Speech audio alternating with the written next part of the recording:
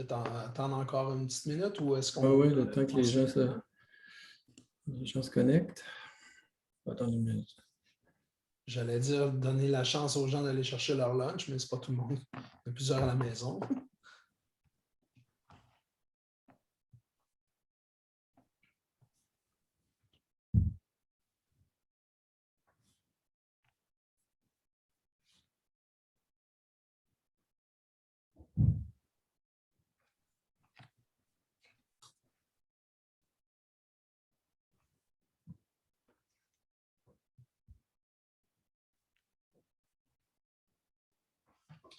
Je vois que le nombre est stable. Jean-François, je propose de commencer. Allons-y.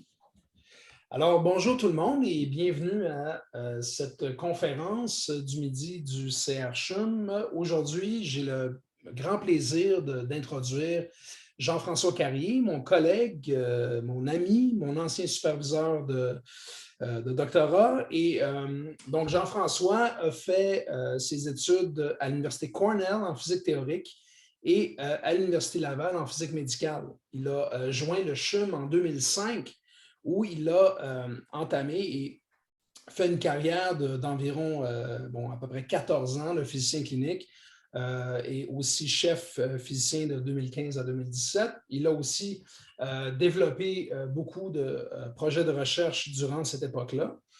Depuis 2019, il est professeur agrégé sous octroi à l'Université de Montréal au département de physique et il détient actuellement une chaire industrielle avec la compagnie AlphaTo. Il a de nombreuses contributions scientifiques. J'ai essayé tout à l'heure de les compter sur Google Scholar, je n'ai pas réussi.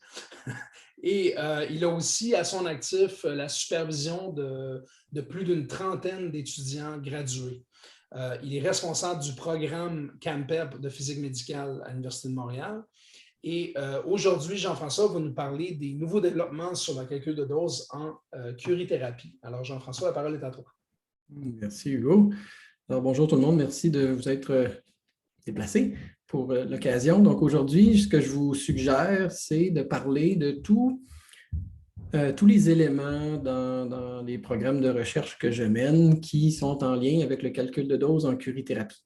Donc, j'espère que la présentation ne sera pas trop compliquée à suivre. J'ai tenté d'y aller de manière logique. Je touche à toutes sortes de choses. J'espère que ça va vous intéresser. Donc, vous allez voir qu'il y a plusieurs projets naissants qui sont en lien avec le calcul de dose en curithérapie. Donc, des projets pour lesquels on a peu de résultats, mais quand même, je vais pouvoir vous présenter les objectifs de ces projets-là. Mais il y a aussi c'est en fond de trame, un projet là, qui dure depuis plus de 20 ans, dans mon cas à moi. Donc, il y a une longue historique derrière tout ça. Donc, je vais commencer par faire une introduction sur la curithérapie. Je ne suis pas trop certain du background de tous ceux qui sont à l'écoute actuellement. Donc, je me permets une petite introduction sur ce que c'est la curithérapie, le calcul de dose. Donc, je vais vous présenter ce qui est fait en clinique de nos jours lorsque nous traitons des patients en curithérapie, comment on calcule la dose et comment on pourrait améliorer l'exactitude dans ces calculs de dose-là en utilisant d'autres algorithmes de calcul, des algorithmes qu'on dit basés sur des modèles. Je vais ensuite passer aux défis particuliers qu'on retrouve dans une nouvelle technologie, une nouvelle manière de traiter en curithérapie par émetteur alpha diffusant en fin de présentation. Donc, la curithérapie, vous le devinez, c'est nommé en l'honneur de Marie Sklodowska-Curie. Donc, la curithérapie est née aux suite de l'effervescence scientifique à la fin du 19e siècle, où là, on découvre les rayons X, on découvre la radioactivité, on découvre des atomes radioactifs, puis rapidement, quelques années à peine plus tard, on utilise ces éléments radioactifs-là de manière utile en médecine. Donc, les premiers traitements de curithérapie ont été donnés en 1901 par Pierre Curie et son collègue médecin, où là, on utilisait des sources de radium pour traiter des lésions cutanées. Les premiers traitements de radio-oncologie répertoriés datent plus de 1906, où là, on va traiter des cancers de l'utérus. Donc, la curithérapie, c'est l'utilisation de sources radioactives encapsulées, généralement, qu'on va insérer dans des tumeurs ou près des tumeurs pour bien doser la tumeur et éviter les organes sains environnants. Donc, depuis 1909, il y a de la recherche structurée qui se fait en curithérapie sur l'utilisation des atomes radioactifs en médecine. Vous pouvez deviner que pendant les 100 ans qui ont suivi, la curithérapie a vécu une évolution technologique assez vertigineuse, ce qui fait que de nos jours, les insertions de sources radioactives se font sous guidage à temps réel, avec des précisions de l'ordre du millimètre ou même sous-millimétrique dans plusieurs cas. Donc, on est loin là, de l'époque où on déposait les sources sur les lésions cutanées, par exemple, comme dans le cas de la publication de 1905. Donc, de nos jours, ça ressemble à quoi la curithérapie? Bien, ça ressemble à l'utilisation d'iridium 192. Donc, c'est un radioisotope qui émet des photons, donc qui se désintègre en émettant des particules, des gamma, des photons, des particules d'énergie de l'ordre de 370 kV, un spectre complexe énergétique. Donc, c'est quand même un petit peu plus énergétique que ce que vous pouvez trouver dans vos appareils de radiologie là, au CT, par exemple, ou des rayons X. L'iridium 192, on va l'utiliser souvent dans nos cliniques, au CHUM, puis partout, dans tous les hôpitaux au Québec où il y a de la radio-onco. On utilise l'iridium pour traiter des cancers gynécologiques, des cancers de prostate, on peut faire des seins, de l'ORL, etc. Donc, c'est une méthode à haut débit de dose où là, on va déplacer la source d'iridium dans des cathéters qu'on a préalablement insérés dans la tumeur ou près de la tumeur. Donc, ça, c'est bien intéressant, mais le sujet d'aujourd'hui va plutôt porter sur l'autre technique de curithérapie où là, on vise plutôt à implanter des grains radioactifs de manière permanente. Donc, on va laisser les grains en permanence dans le volume cible, dans le volume d'intérêt. Puis, le cas qui nous intéresse plus particulièrement, qu'on utilise au CHUM, c'est l'iode 125 encapsulé qu'on va insérer dans la prostate pour traiter des cancers de prostate. Donc, l'iode 125 émet des photons de très faible énergie, de l'ordre de 30 kV. Puis, bon, on va être utilisés pour les prostates, comme je disais, et aussi des cancers oculaires qu'on peut traiter de la même manière. Donc, de nos jours, ces traitements-là sont offerts de manière hebdomadaire, toutes les semaines. On a des patients qui vont passer en radio-onco pour recevoir un traitement de curithérapie, donc une chirurgie, si on veut, minimement invasive. Le patient retourne à la maison à la fin de la journée. Donc, c'est vraiment une option thérapeutique intéressante. Bon, quand on veut planifier un traitement de curithérapie, on doit optimiser ce traitement-là en identifiant quels seront les temps d'arrêt de la source d'iridium. Donc, pendant combien de temps la source va s'arrêter dans le cathéter à chaque emplacement potentiel, ou il va y avoir une optimisation des positions des sources. Si on parle d'iode 125, à ce moment-là, on va décider à quel endroit on va aller laisser en permanence les sources d'iode dans la prostate. À quel endroit on peut atteindre ces endroits-là, ces emplacements-là avec des aiguilles sous guidage échographique transrectal. On va avoir des dépôts de sources là, avec des précisions millimétriques. Donc, pour optimiser ce traitement-là, il faut pouvoir calculer la dose pour voir quelle est la configuration optimale qui va nous donner la meilleure distribution de dose ou la distribution de dose qui s'approche le plus possible de la distribution idéale. Donc, quand on parle de dose, bon, il y en a qui sont peut-être peu familiers avec la dose à laquelle je fais référence, on parle bien d'une dose de radiation déposée. Donc, dans notre domaine, la dose, c'est une quantité d'énergie que le faisceau de radiation va devoir utiliser pour aller arracher des électrons locaux, des électrons du milieu dans les tissus. Donc, c'est de l'énergie qui va être nécessaire pour ioniser des atomes du milieu. Donc, un effet physique d'ionisation qui va avoir des effets chimiques sur les molécules qui sont affectées, puis potentiellement des effets biologiques si les molécules touchées ont des rôles biologiques clés dans la survie même des cellules. Donc, la radio-oncologie, c'est une science qui est basée sur l'évidence. Donc, on fait des études cliniques pour établir une corrélation entre le niveau de dose reçue par un organe et les effets biologiques. Donc, que ce soit la destruction tumorale ou les effets secondaires sur les tissus sains qui reçoivent aussi de la dose. Donc, quand je parle de dose, à partir de maintenant, ou depuis le début de la présentation, en fait, c'est bien une dose de radiation qui est équivalente à de l'énergie déposée. Donc, une quantité d'énergie que le faisceau va déposer dans le patient ou que la source radioactive va déposer autour d'elle. Donc, voilà, c'est la dose à laquelle je fais référence. Donc, on doit être en mesure de bien calculer cette dose pour planifier les traitements. Malheureusement, les algorithmes de calcul de dose qui sont utilisés en clinique, encore de nos jours, pour la plupart des cas, sont basés sur des technologies des années 90 où on proposait le rapport de groupe de travail de l'Association américaine des physiciens médicaux, le rapport numéro 43, nous propose une manière de calculer la dose qui approxime le patient à une sphère d'eau. Puis on néglige aussi les effets d'écran dans ce type de calcul-là. Donc, le fait qu'il y ait plusieurs sources, une à côté de l'autre, qui probablement atténue la dose, cet écrantage-là, il est négligé. Donc, depuis 1993, on calcule la dose de cette manière-là. Donc, des approximations qu'on sait acceptables dans la plupart des cas, mais on va voir un petit peu plus bientôt, en fait, que ces approximations-là, dans certains cas, sont inacceptables. Donc, on veut proposer des améliorations à la technique de calcul de dose. Ce qu'on propose, c'est des calculs de dose basés sur des modèles. Donc, Model-Based Dose Calculation, une espèce d'appellation de toute technique de calcul de dose évoluée qui tient compte d'un modèle réaliste du patient. Donc, on veut faire du calcul de dose plus exact que ce qui est actuellement disponible en clinique. On constate un problème. On sait que d'approximer que le patient est fait d'eau, c'est faux. C'est faux. À quel point c'est faux? On peut regarder un peu les probabilités d'atténuation dans les tissus pour les énergies qui nous intéressent, là, surtout les énergies de l'iode 125.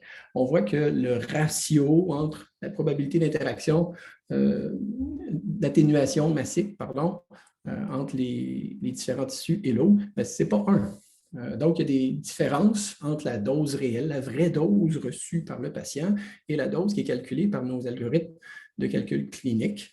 Il peut y avoir des différences locales importantes pour certains voxels donnés, surtout près des zones calcifiées. Les zones où il y a beaucoup de calcium, les algorithmes de calcul de dose clinique n'en tiennent pas compte du tout, alors que dans la réalité, il y a un effet majeur dans le calcul de dose en raison de la présence de ce calcium-là.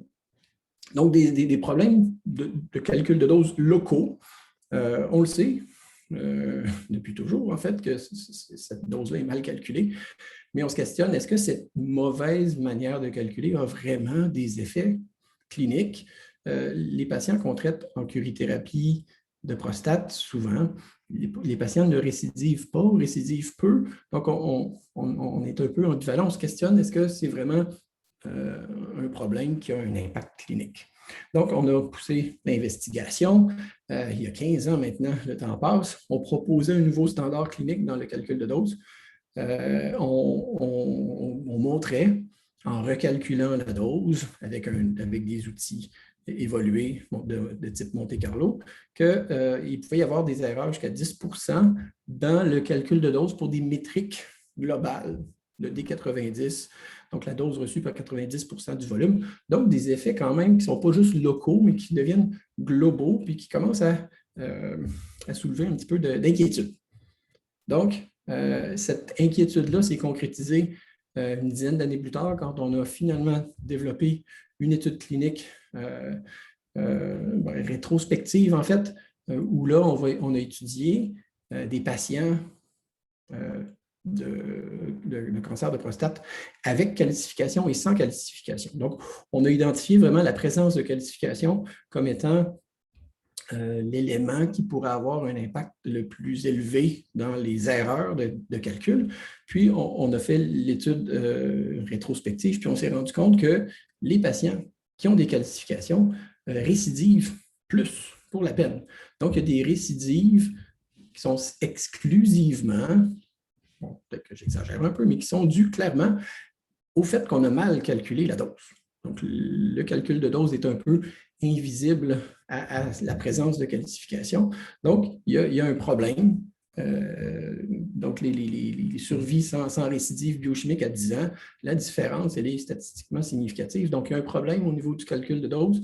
Quand on a traité ces patients-là, le fait qu'ils aient des qualifications ou non, ça ne changeait pas. Il ne s'était pas tenu en compte dans la technique de calcul de dose. Le patient, c'était de l'eau, et c'est encore de l'eau, en fait. Donc, cette étude-là était sur une cohorte de 613 patients de prostate à bas débit. Et bon, vous pourriez vous demander, là, des patients avec calcification, est-ce qu'il y en a beaucoup dans la population? Bien, on a identifié que 11 % des patients présentaient des calcifications, donc potentiellement un problème de calcul de dose pour 11 % de nos patients, ce qui n'est pas négligeable, mais c'est un peu gênant. Vous comprendrez de faire du calcul de dose erroné, sachant qu'on ne tient pas compte de cette réalité-là de calcification. Donc, l'APM, donc l'Association américaine des physiciens médicaux, a produit un nouveau rapport de groupe de travail pour essayer d'établir les guides pour passer à des nouvelles manières de calculer la dose en clinique. Donc, évoluer dans les méthodes de calcul, puis introduire comment introduire ces nouvelles méthodes de calcul-là dans la clinique. Donc, évoluer au-delà de l'algorithme du TG43. Donc, une des choses que le rapport du groupe de travail 186 nous dit, c'est que pour pouvoir faire un calcul de dose plus exact, on doit avoir une meilleure représentation du patient, une représentation plus réaliste du patient pour pouvoir tenir compte des inhomogénéités. Donc, on doit identifier l'emplacement des inhomogénéités et les caractéristiques de ces inhomogénéités-là. Donc, on doit avoir une meilleure représentation, une représentation plus exacte du patient. Et entre autres, le rapport du TG 186 nous propose d'utiliser le CT à double source. J'y reviens un petit peu plus tard. La deuxième proposition de la APM dans le TG 186, c'est d'utiliser, oui, des méthodes de calcul de dose plus exactes. Donc, au lieu de faire un calcul de dose simpliste là, qui va chercher des valeurs tabulées comme proposé dans le TG43, on propose vraiment d'aller résoudre les équations de transport, les équations de Boltzmann, que ce soit de manière stochastique avec le Monte Carlo, qu'on connaît bien en recherche, ou avec des techniques déterministes de type solver-Boltzmann. Donc, le TG 186 nous explique un peu qu'est-ce qu'on pourrait faire, quelle meilleure technique de calcul on pourrait développer, puis comment on pourrait valider ces algorithmes-là, entre autres, et comment on pourrait les introduire dans notre clinique. Donc, une des deux techniques de calcul qui est proposée par le TG 186, en fait, il y en a plus que deux, mais ce sont les deux majeures, là. Donc, une des deux majeures, c'est la technique Monte Carlo, qu'on connaît bien parce que c'est la technique qu'on a utilisée pour faire la publication il y a une quinzaine d'années, puis soulever un petit peu le problème du calcul de dose en curithérapie à bas débit. Donc, la technique Monte Carlo vise à simuler le parcours des particules avec un échantillonnage statistique. Donc, essayer de tracer le parcours de chacune des particules, une à une, autant les particules primaires que secondaires et tertiaires. Donc, la technique Monte Carlo, elle est faisable en clinique, on l'utilise en clinique. Par contre, elle est difficile à introduire elle est faisable en recherche, pardon. Elle est difficile à introduire en clinique en raison, entre autres, de la longueur des calculs. Si on voulait utiliser le Monte Carlo pour optimiser un traitement qui impliquerait des milliers de calculs de dose en moins d'une seconde, ce n'est pas évident. Donc, on connaît bien le Monte Carlo. Le Monte Carlo, c'est une expertise canadienne, je dirais, pour le domaine de la physique médicale. Donc, appliquer les techniques Monte Carlo pour calculer la dose, c'est un peu, oui, plusieurs des experts mondiaux sont au Canada. Donc, on a développé un projet de recherche qui a été financé par les IRSC tout récemment, où on veut établir une bonne fois pour toutes un calcul de dose exact en clinique pour la curithérapie à bas débit. Donc, laissez-moi vous expliquer un petit peu qu'est-ce que ce projet vise. Donc, c'est une initiative pan-canadienne, une collaboration entre plusieurs centres canadiens qui traitent des patients en LDR, en curithérapie à bas débit avec l'iode 125, incluant le CHUM et le CHU de Québec. Donc, oui, ce sont des centres qui traitent des patients, mais ce sont également des centres qui comptent des experts, des physiciens et radio-oncologues, des experts sur le calcul de dose au-delà du TG43. Donc, du calcul de dose Monte-Carlo, les experts canadiens sont tous présents. Donc, cette initiative-là vise également à faire des nouveaux modèles radiobiologiques. Je vous explique rapidement. Donc, l'objectif, c'est de créer la plus grosse base de données au monde pour un calcul de type Monte-Carlo en curithérapie à bas débit. Donc, on veut se concentrer sur les patients de prostate, puis il y a quelques centres également qui traitent des seins avec une technique d'implantation permanente similaire. Donc, on veut prendre, on est 5 centres, on veut plus que 1000 patients par centre, donc à retourner dans le passé et recalculer la dose que le patient a vraiment reçue en utilisant des techniques de calcul avancées de type Monte-Carlo. Donc, ça va nous permettre de savoir la vraie dose que le patient a reçue et pouvoir faire peut-être des nouvelles études de corrélation avec le outcome clinique réel. Donc, on veut recenser la dose, recalculer la dose pour chacun de ces patients-là avec un outil de type Monte-Carlo uniformisé. Et on veut aussi recenser les résultats cliniques en toxicité et survie pour faire des études de corrélation. Donc, on veut créer une base de données multicentrique en utilisant la technologie de Valeria, le groupe à l'Université Laval, qui permet de partager les données pour ce type d'initiative-là multicentrique. Donc, on veut reprendre chacun des patients qui ont été traités, obtenir la position des sources qui ont été implantées et recalculer la dose sur le CT qui a été pris 30 jours après l'implant. Donc, cette initiative-là, une base de données gigantesque comme celle-là, va nous placer dans une situation idéale, position unique pour proposer des nouvelles prescriptions de doses à viser pour la tumeur, puis des nouvelles doses de tolérance pour les organes à risque. Donc, on sait que les prescriptions de doses qu'on a actuellement basées sur des données erronées, bien, on doit les mettre à jour si on veut passer à un calcul de dose exact, plus exact. Donc, c'est ce qu'on veut faire, c'est ce que cette initiative pan-canadienne-là vise. Donc, d'offrir à la communauté des nouvelles doses de prescription et des nouvelles doses de tolérance pour les organes à risque en ayant recalculé la dose d'une meilleure façon. Un autre projet dans lequel je suis impliqué vise à introduire l'autre manière de calcul basée sur des modèles, donc le solver Boltzmann. Donc, c'est un projet qui est en collaboration avec l'Institut de génie nucléaire de Polytechnique. Je vous l'explique en quelques minutes à peine. C'est un projet naissant, encore une fois.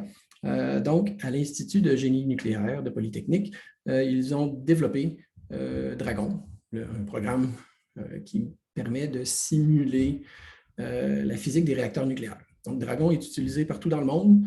Depuis 40 ans, Dragon est optimisé, développé, vise à simuler la physique neutronique, donc les neutrons qui interagissent avec les atomes dans les centrales nucléaires. Donc, Dragon est un code à réputation internationale qui simule cette physique-là. Donc, Dragon est un solver Boltzmann. Donc, c'est un algorithme qui résout l'équation de Boltzmann, l'équation de transport. Dans ce cas-là, c'est pour les neutrons. Donc, les neutrons qui interagissent avec la matière en discrétisant l'espace et l'énergie. Donc, une méthode, oui, par ordonnée discrète. Puis bon, cette technologie-là, ces algorithmes-là permettent d'obtenir la solution numérique directe à l'équation de Boltzmann.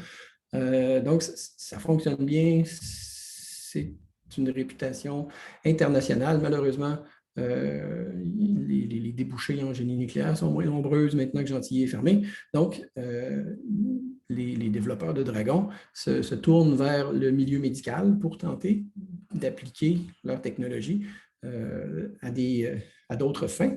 Donc, c'est l'objectif de notre projet, en fait, c'est d'adapter Dragon, de modifier Dragon pour pouvoir l'utiliser dans le domaine médical.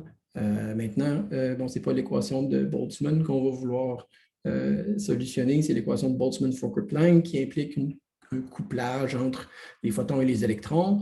Il faut aussi implémenter une géométrie voxelisée dans Dragon, ce qui n'est pas le cas actuellement. Donc, il y a beaucoup de travail à faire, mais on s'assoit sur une expertise de plus de 40 ans. On a bon espoir qu'on va pouvoir réussir à développer des calculs de doses exacts qui vont pouvoir complémenter le Monte Carlo, compétitionner le Monte Carlo, peut-être combiner du Monte Carlo.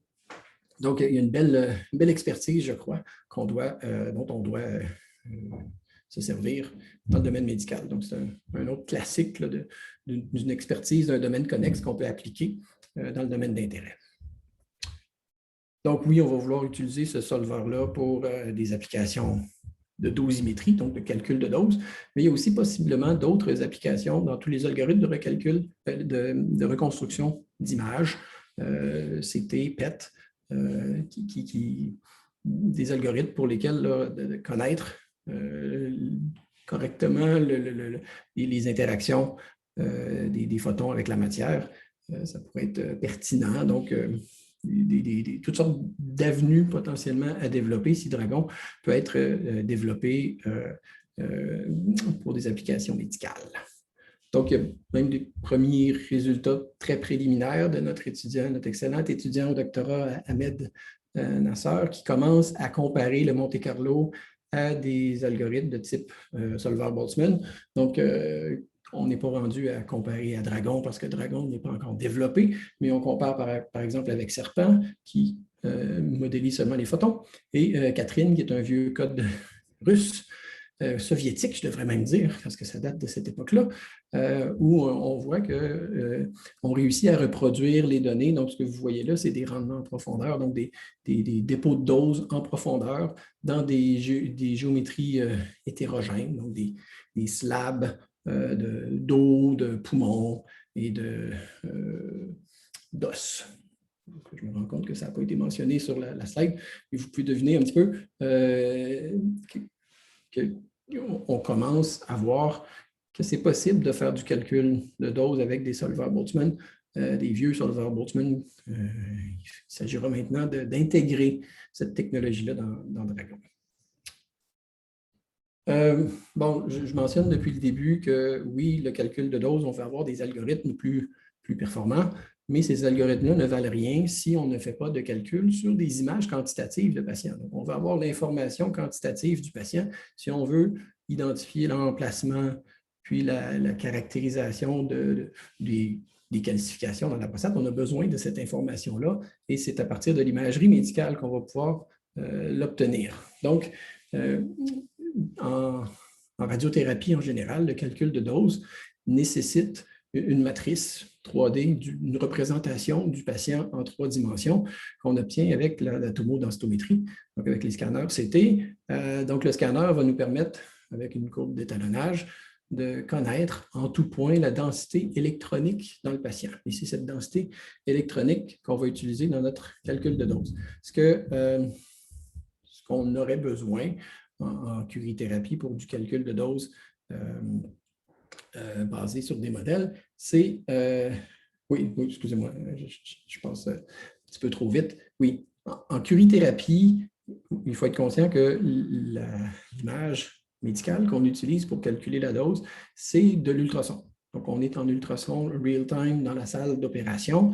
On ne pourra pas faire un calcul sur ces images ultrasons-là parce que ce n'est pas une image quantitative. Ça pourrait peut-être être un sujet de développement intéressant de faire de l'imagerie quantitative en ultrason. Mais nous, ce qui nous intéresse réellement, c'est l'image qui est prise 30 jours après le scan. Donc, on voit où sont les grains. Les grains se sont stabilisés dans la prostate et c'est sur cette image-là, une image CT, qu'on peut faire un calcul de dose potentiellement plus exact. Donc, on sait où sont les grains. On a un scan CT. Donc, on peut faire un calcul de dose sur CT aussi en curithérapie de la prostate à bas débit, même si à la base, l'outil qu'on utilise pour imager la prostate, c'est l'ultrason. Donc, c'était peut-être une parenthèse importante à faire à ce point-ci.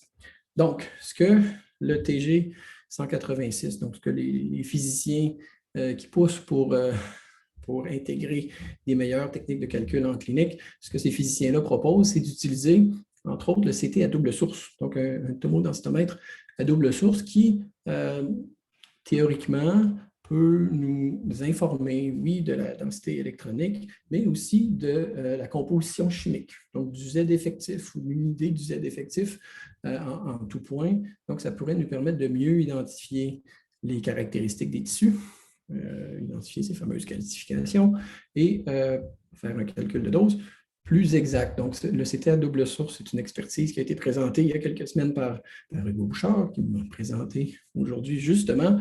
C'est un CT, un tomodensitométre, donc un appareil qui est maintenant clinique et disponible un petit peu partout au Québec, n'est-ce pas? Qui implique 2 sources de rayonnement avec 2 sets de détecteurs qui peuvent prendre en même temps 2 images du patient à 2 énergies légèrement différentes. Donc, on profite de l'information supplémentaire de la deuxième image pour en extraire une information de type composition chimique. Bon, le professeur Bouchard a mené cette recherche sur le CT à double source et maintenant évolué vers un CT encore plus performant, le CT spectral, qui pourrait encore une fois donner plus d'informations sur la composition chimique des tissus. Et il vous a présenté tout ça il y a quelques semaines, n'est-ce pas? Bon, le CT à double source, il est intéressant pour caractériser les tissus. J'en profite pour dire qu'aussi, on peut profiter de ces 2 images pour réduire les artefacts d'imagerie. Donc, on avait une petite étude qu'on avait développée avec notre étudiant à la maîtrise en 2016 où on démontrait qu'on pouvait retirer les artefacts ou une partie des artefacts sur les images parce qu'il faut être conscient que des petits grains d'iode encapsulés dans la prostate, lorsqu'on prend une image CT de ces grains-là, ça donne ce que vous voyez ici, là, beaucoup d'artefacts en étoile. Pour le CT à double source, il y a une autre étude qu'on avait menée avec Charlotte Rémy, qui était supervisée par Hugo à l'époque, pour essayer de bien évaluer le gain qu'on pourrait faire à utiliser le CT à double source au lieu d'utiliser le CT tout court, le CT à simple source. Donc, ce que Charlotte avait fait à l'époque, elle avait créé un patient virtuel réaliste en imposant pour chaque voxel une densité électronique et un tissu donné. Donc, elle a créé un patient virtuel dont on connaît exactement la composition et elle a planifié un traitement virtuel sur ce patient virtuel-là et elle a calculé la dose avec la technique pour le CT à double source. Et avec la technique, si on avait fait un CT à simple source de ce patient-là, on a vu dans cette étude-là, si on compare à la dose réelle, parce qu'on connaît la dose réelle, parce qu'on connaît notre patient réel, c'est un patient test, on avait des écarts de l'ordre de 3 pour le DECT, pour le CT à double source, alors que les erreurs relatives pouvaient monter beaucoup plus haut avec le SECT, avec le CT à simple énergie. Donc, le CT à double énergie vraiment est un outil qui pourrait nous permettre de faire un calcul de dose plus exact. Mais là, on a juste des CT à simple source, donc on doit utiliser des stratégies pour identifier les qualifications basées sur la seule information que le CT à simple source nous donne, donc la densité électronique. C'est possible de le faire, mais ce n'est pas idéal. Maintenant, un autre élément en lien avec le calcul de dose en curithérapie qui me concerne, c'est en lien avec l'objectif que certains ont d'essayer de modifier le vecteur qui transporte l'énergie en curithérapie. Donc, en curithérapie, comme je vous ai dit, ce qui est fait en clinique partout, c'est l'utilisation de sources radioactives qui émettent des photons. On émet des gamma et on traite avec des gamma. Donc, les gamma, c'est le vecteur qui transporte l'énergie. Donc, le gamma va être responsable des ionisations dans le patient, ultimement, souvent via des électrons secondaires.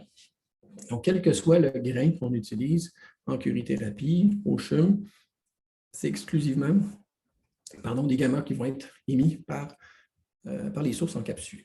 Donc, le gamma, le photon, on sait que c'est une particule qui est très peu efficace radiobiologiquement. Donc, le transfert d'énergie linéique, il est petit. Ce qui fait qu'on a besoin de plusieurs photons qui vont traverser la même cellule pour espérer avoir suffisamment de dégâts pour que la cellule meure.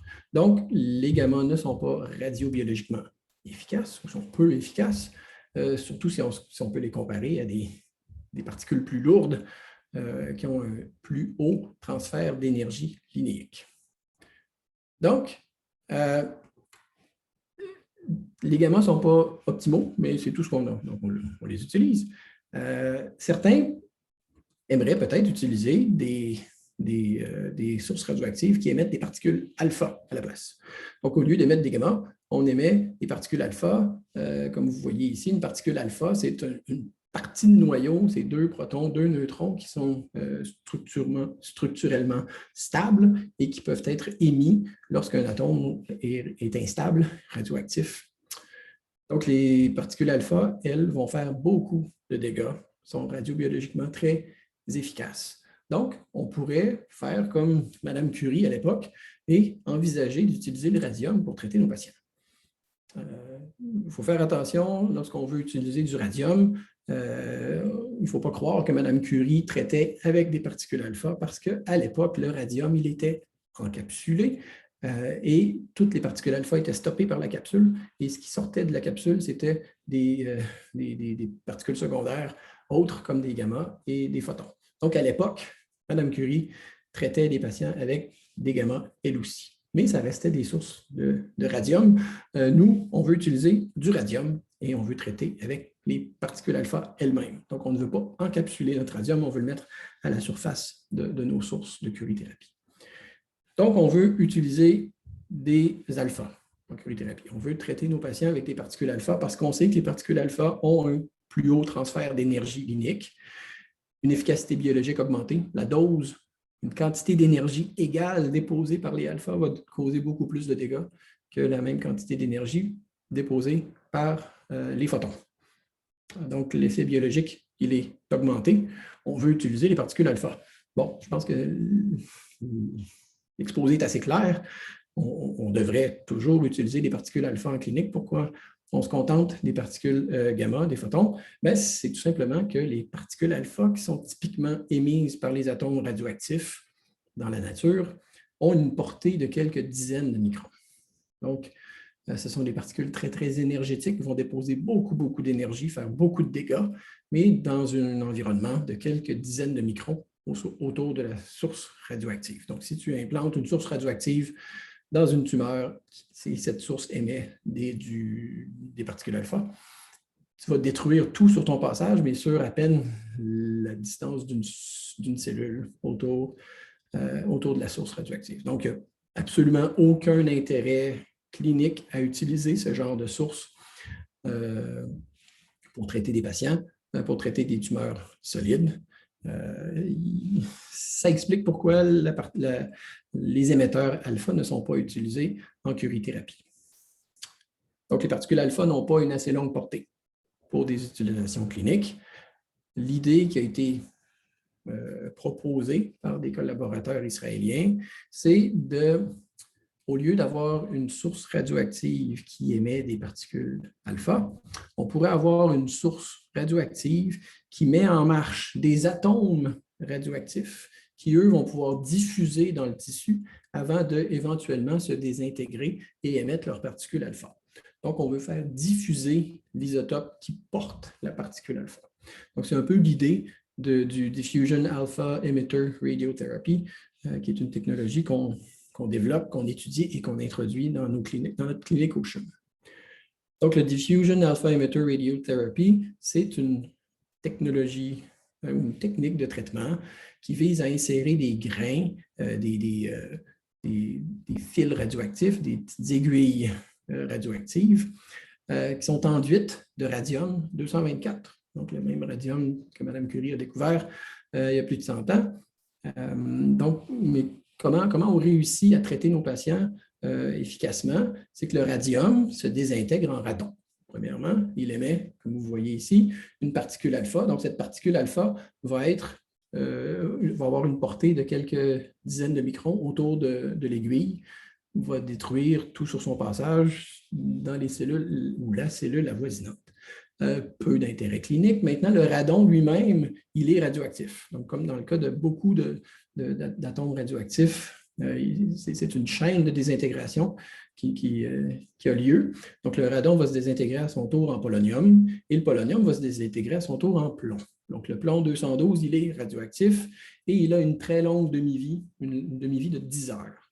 Donc, pendant 10 heures, le plomb va pouvoir diffuser lentement et éventuellement aller porter le dernier alpha ici, dans l'une ou l'autre des branches, là, avant de finalement s'accumuler en plomb stable à la fin de la chaîne de désintégration. Donc, tout ça pour vous dire qu'en combinant les désintégrations et la diffusion de ces atomes lourds dans les tissus tumoraux, on peut atteindre des doses curatives jusqu'à peu près 5 mm de la petite aiguille radioactive. Donc, 5 mm, si on met des aiguilles à chaque 5 mm, on devrait être en mesure de traiter des tumeurs solides. Donc, c'est une possibilité maintenant d'utiliser des particules alpha dans les traitements de type curithérapie. Donc, cette technologie-là a été étudiée par le groupe israélien, une diversité d'études précliniques qui démontraient là, que différentes tumeurs ou différents types de cellules tumorales réagissaient de manière favorable à la dose due à des particules alpha plutôt qu'à des radiations plus standards. Donc, c'est une réalité clinique là, depuis quelques années. On peut traiter des tumeurs avec cette technologie-là qui vise à traiter des tumeurs avec des particules alpha. Donc, on va piquer, on va implanter des aiguilles radioactives pour traiter des tumeurs qui sont accessibles. Donc, les essais cliniques ont lieu un peu partout dans le monde maintenant pour des tumeurs de peau, mais on peut imaginer traiter un peu n'importe quoi dans la mesure où la tumeur elle est accessible pour aller y implanter des petites aiguilles comme celles que vous voyez à l'écran. Donc, en implantant des aiguilles comme ça, puis en laissant les aiguilles en place pendant plusieurs jours, on induit dans la tumeur des atomes radioactifs. Il y a des atomes radioactifs qui vont se promener, qui vont diffuser dans la tumeur pour éventuellement se désintégrer puis laisser leur dose de radiation, laisser les alphas déposer beaucoup de doses de radiation, une quantité massive de doses qui est déposée localement. Donc, il y a du radon, il y a du plomb qui diffuse dans la tumeur au fil des jours. Vous pouvez imaginer que cette nouvelle curithérapie-là implique un défi dosimétrique supplémentaire. Donc, on doit tenir compte du fait que notre source de rayonnement, la particule radioactive, elle diffuse dans le tissu. Donc, on doit combiner le calcul de la dose de radiation, les simulations Monte-Carlo, le solver Boltzmann, et donc combiner ça à la diffusion des atomes. Donc, ce sont des atomes lourds, du plomb, qui diffusent dans les tissus. Donc, les constantes de diffusion sont peu connues et on doit faire des recherches pour caractériser ces constantes-là. Donc, entre autres, si vous avez des idées sur comment bien mesurer ou extraire expérimentalement des constantes de diffusion pour des atomes lourds de ce type, contactez-moi, ça m'intéresse. Donc, on développe actuellement des modèles numériques qui intègrent la diffusion, donc le mouvement des atomes radioactifs avec des constantes de diffusion approximatives, et la désintégration. Donc, dans le temps, on simule les désintégrations basées sur ce qu'on connaît des demi-vies des atomes radioactifs. Ce n'est pas très compliqué. Mais pour la diffusion, par contre, on veut utiliser l'approche par volume fini pour simuler le déplacement des atomes radioactifs dans les tissus. Donc, Patrick Chevet, notre étudiant à la maîtrise, a commencé from scratch comme un bon vieux physicien à faire des modèles 1D. Maintenant, on est rendu à 2D, puis on va passer à 3D pour combiner la diffusion et la désintégration. Donc, comme vous voyez ici, vous avez le genre de résultat que Patrick a obtenu en 1 et en 2D, où on voit la distance par rapport à un grain unique pour l'instant et la dose relative déposée par tous les atomes radioactifs. Dans le cas des simulations de Patrick, on prend pour acquis que toute la dose est déposée localement une fois qu'il y a une désintégration. Ce qui est faux parce qu'on sait que la particule alpha va se déplacer, mais il y a aussi d'autres particules, des gamma puis des électrons qui sont émis dans cette cascade de désintégration. Donc, on néglige pour l'instant l'aspect du transport de particules. On se contente de modéliser la diffusion et les désintégrations. Vous pouvez imaginer la prochaine étape, ça va être de combiner tout ça une fois qu'on va avoir un modèle de diffusion, de désintégration fonctionnelle en 3D. On va vouloir ajouter du transport de radiation, donc du Monte Carlo, du solver-Boltzmann, pour avoir une distribution de dose complète qui intègre toutes les informations physiques du patient. J'en profite pour mentionner qu'il y a actuellement un protocole de recherche clinique qui a été approuvé par le comité d'éthique du CRCHUM pour utiliser ces petites aiguilles radioactives-là pour traiter des tumeurs de pancréas avancées. Donc, des tumeurs, souvent des patients pour qui on n'a presque rien ou rien d'autre à offrir, malheureusement, que des traitements de confort.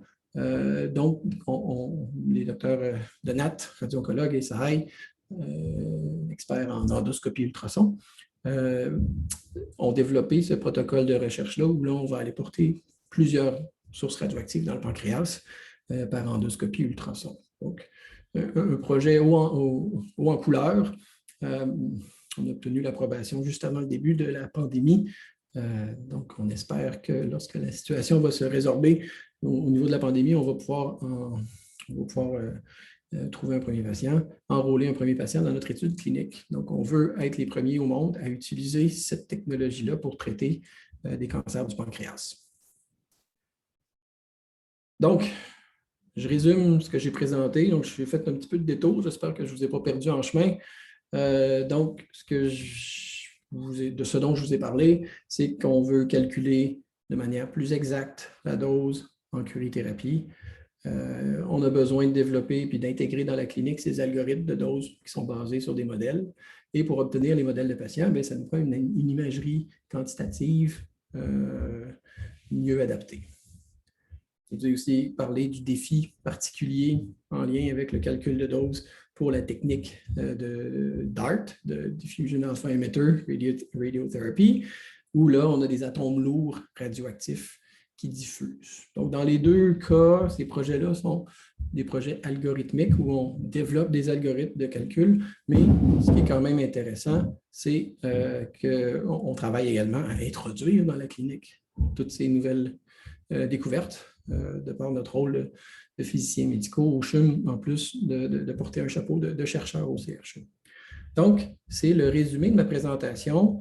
Il y a bien sûr tout ce discours de calculer la dose plus exactement, et ça s'applique à d'autres domaines, comme la dosimétrie en radiothérapie externe, la dosimétrie en médecine nucléaire. Donc, vous savez qu'en médecine nucléaire, on injecte des agents radioactifs dans les patients. Donc, si on voulait calculer la dose déposée dans les patients, ce serait effectivement pertinent d'appliquer les techniques que j'ai présentées aujourd'hui, model-based. Même chose pour la radiologie. C'est toujours pertinent de connaître la dose déposée dans le patient lorsqu'on prend une image, un cliché, de la fluoroscopie, ce genre de choses. Donc, la dosimétrie, ce n'est pas juste une question propre à la radio-oncologie, mais aussi en radiologie et en médecine nucléaire.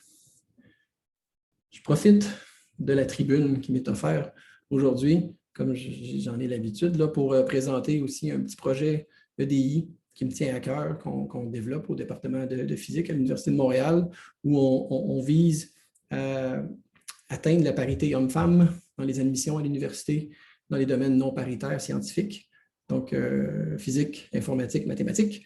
Donc, on met en place des projets pour développer l'identité scientifique des jeunes femmes, que les jeunes femmes se développent leur identité scientifique puis se fassent confiance pour éventuellement envisager une carrière en sciences. Donc, actuellement, on est à former des professeurs du cégep pour qu'ils agissent mieux, à encourager le développement de l'identité scientifique, et on vise d'aller former les professeurs du secondaire l'an prochain. Donc, je vous invite à vous informer de Parité Sciences, qui est notre projet au département de physique, avec notre site web paritéesciences.com, où se trouvent toutes sortes d'informations sur cette réalité-là, le fait que les femmes ne développent pas leur identité scientifique autant que les hommes, surtout en bas âge, et comment les professeurs, comment les parents peuvent agir pour changer cette réalité. Voilà. Je suis maintenant ouvert aux questions si vous en avez. Merci beaucoup, Jean-François, pour ton excellente présentation, toujours très claire, très pédagogique. J'ai des questions ici. Donc, je vais les poser. En fait, j'ai 2 fois la même question. C'est une question que je crois que tu as déjà sûrement eue.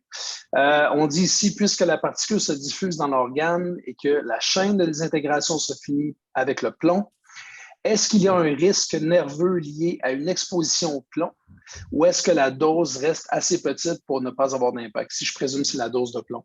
Oui, bon, c'est sûr que là, on accumule du plomb stable, donc non radioactif, dans les organes sains du corps, parce que tout ça ces particules-là peuvent quitter le site tumoral et aller s'accumuler dans les organes du corps en général. Donc oui, il y a du plomb qui n'est pas radioactif, mais qui demeure quand même potentiellement dommageable pour l'organisme, mais les quantités de plomb qui sont injectées sont tellement minimes, on est à plusieurs ordres de grandeur des quantités de plomb recommandées par les agences de santé. Donc, je n'ai pas les chiffres en tête, mais on est à 1000 ou 10 000 fois moins de plomb accumulé que les quantités qui sont acceptées. Donc, on injecte dans nos patients des microcuries en dose. Donc, c'est une quantité, encore une fois, le curie qui est l'unité de quantité de désintégration. Manifestement, elle est partout, cette Madame Curie. Donc, on injecte des microcuries. C'est une quantité infime d'atomes qui sont ajoutés dans le patient. Chaque atome va déposer une quantité d'énergie massive de plusieurs MeV. Donc, on n'a pas besoin de beaucoup d'atomes pour obtenir l'effet voulu. Donc, le nombre d'atomes de plomb qui s'accumulent, les études pharmacocinétiques ont été menées et on est à des ordres de grandeur de ce qui pourrait commencer à ressembler à des accumulations dangereuses pour la santé. Donc, il existe des études à ce sujet-là, mais je n'ai juste pas les chiffres en tête, mais cette question a été soulevée maintes et maintes fois et on ne s'en inquiète pas. Ça demeure quand même un élément qu'on veut monitorer. Les organes à risque, dans le cas du traitement de DART, ce n'est pas les organes qui sont juste à côté de la tumeur, mais c'est bien les organes environnants qui peuvent voir du plomb s'accumuler, du plomb non radioactif ou des particules radioactives atteindre les organes périphériques. Donc, c'est vraiment une autre réalité clinique très, très différente de la réalité habituelle de la radiothérapie et de la curithérapie standard. Merci beaucoup, Jean-François. C'est vraiment rassurant. En fait, j'avais 3 fois la question sur le plomb. Je ne vais pas la reposer. J'ai aussi une question ici intéressante qui dit « Est-ce qu'on a au CHUM des appareils de protonthérapie? Quel est l'avantage de cette technique par rapport aux autres techniques de radiothérapie? » Merci. Okay, intéressant. Donc, non, on n'a pas d'appareil de protonthérapie au CHUM. La protonthérapie, c'est effectivement une technique de traitement qui est particulièrement séduisante, en vogue, un petit peu partout dans le monde. Il n'y a pas de protonthérapie en tant que telle au Canada. Il n'y a pas de centre dédié de protonthérapie au Canada. Ça se discute à Toronto, ça se discute à Montréal également. Mais bon, c'est quand même ce sont des investissements massifs qui sont nécessaires pour développer, pour installer même ce type d'appareil.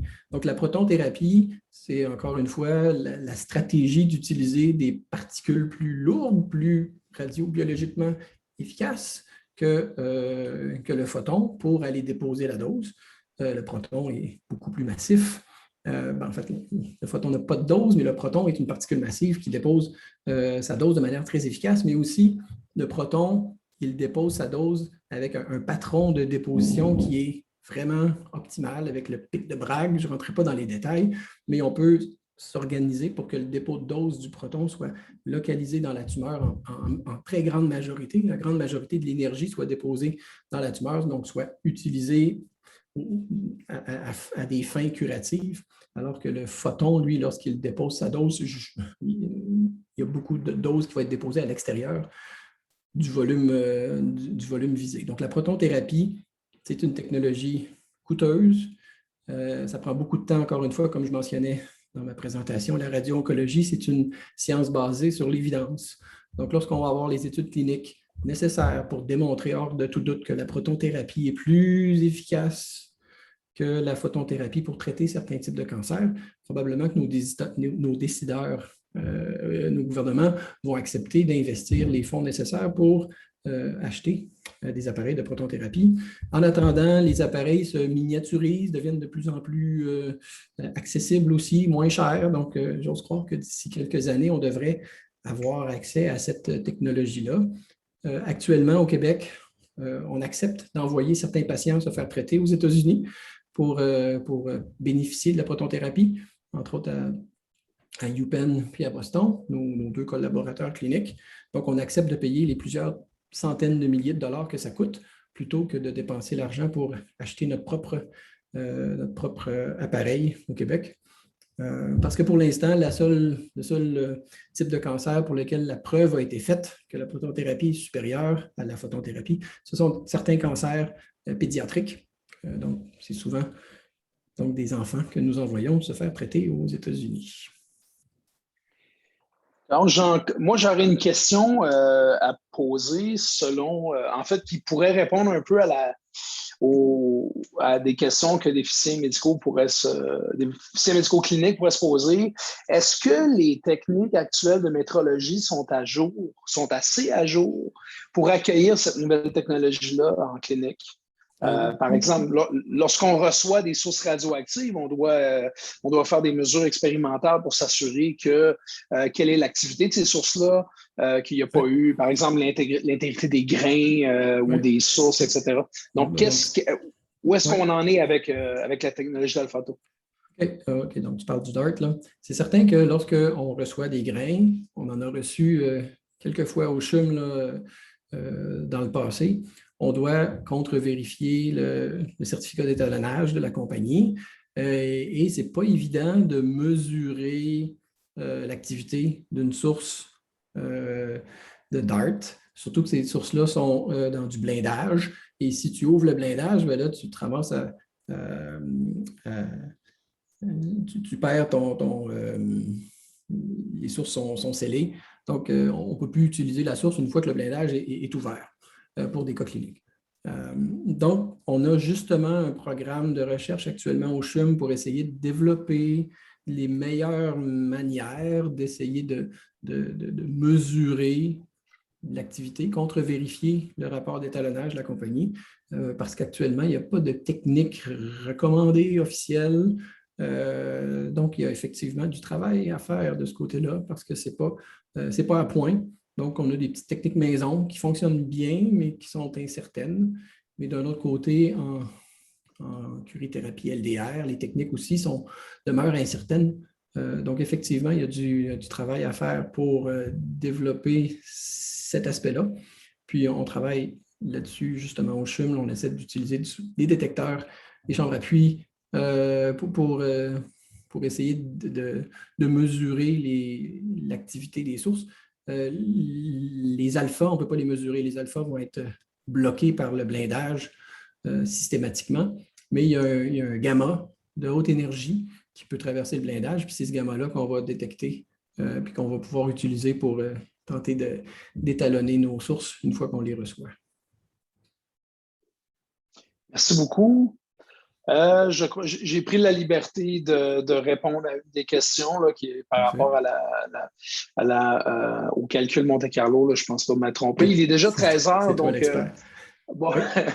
Alors, je propose de clore la conférence et joignez-vous à moi pour donner une bonne main d'applaudissement à Jean-François. Son excellente présentation. Alors, merci tout le monde. Je vous souhaite une belle fin de semaine et à bientôt. Merci Hugo. Merci Jean-François.